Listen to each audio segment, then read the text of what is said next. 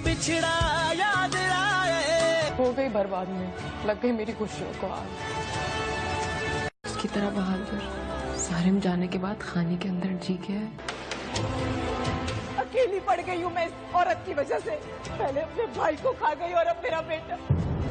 मेरी बच्चियों की खुशियों को नजर न लगे किसी की। बहुत दुख देखे इन्होंने 2 सालों में। मैंने कहा था बेटियां बोझ है, मेरी तो वाकई बन गई है बोझ। अपनी भागने दूंगा। अपनी खुशियाँ समेटो और जिंदगी में आगे बढ़ जाओ। जिंदगी से तो निकालना पड़ेगा। हानि का इस दुनिया से जाने का मतलब हाथी का इस दुनिया से जाना।